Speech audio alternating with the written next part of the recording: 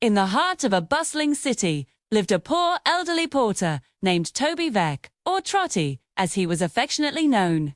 His days were a symphony of cold winds and the chiming bells from a nearby church.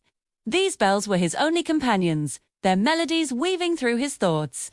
Sometimes with hope, sometimes with despair, Thor.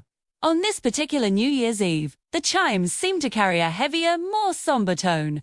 Trotty's spirits were low, weighed down by the endless poverty he witnessed and the cruel words of the wealthy, who saw the poor as a burden. He read in the newspaper about crimes and misfortunes among the poor, and a question echoed in his mind, fueled by the harsh judgments he overheard. Were the poor, like him, naturally wicked? Did they have any right to exist? His daughter, Meg, a beacon of light in his dreary world, arrived with their meager New Year's dinner. She was accompanied by her longtime fiancé, Richard, a strong young blacksmith. Their love was a simple, beautiful thing, yet poverty had long delayed their marriage. Today, they came with joyous news. They had finally decided to marry. Trotty's heart should have soared, but instead, it sank. The cruel words he'd heard throughout the day twisted their happiness into a source of fear. What future could they hope for? Would they only bring more hungry mouths into a world that had no place for them? His doubts cast a shadow over their celebration, and he couldn't bring himself to share their joy. Later that evening, after a discouraging encounter with a pompous alderman and a gloomy political economist, Trotty's despair deepened. He returned to his humble doorstep, the unfinished dinner a sad reminder of his earlier fears.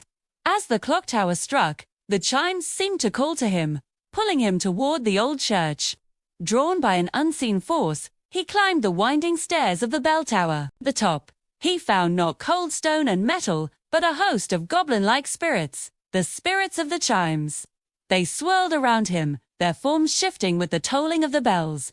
The chief spirit accused him of scorning the bells and, by extension, the hope they represented. He had lost faith in humanity, they declared, and for this, he would be shown the dark consequences of his despair, death. As the last chime of midnight faded, Trotty fell into a trance. He was forced to watch a grim vision of the future that might unfold. He saw Richard, his spirit broken by hardship, fall into drunkenness and despair. He witnessed Meg, his beautiful, loving daughter, worn down by a life of relentless poverty and sorrow, contemplating a desperate final act by the dark river to end her and her child's suffering. In this nightmarish future, his own gloomy predictions had become a self-fulfilling prophecy. The world he had feared had come to pass, partly because he had believed it was the only possible outcome. Saw the lives of his loved ones, and others he knew, unravel into tragedy, all colored by the loss of hope and the crushing weight of societal indifference. The horror of the vision was overwhelming. Trotty cried out in anguish, begging the spirits for a chance to undo this terrible fate. He understood now. Hope was not a luxury, it was a necessity. Faith, in oneself and in others, was the only force that could push back the darkness. As his plea reached a crescendo, he suddenly awoke. He was back in his own home. The New Year's bells ringing, not with doom, but with a joyful, vibrant peal. It was New Year's Day. Meg and Richard were there, their faces bright with love and promise. The grim future had been just a dream, a powerful warning. Trotty embraced his daughter, his heart overflowing with gratitude and renewed faith.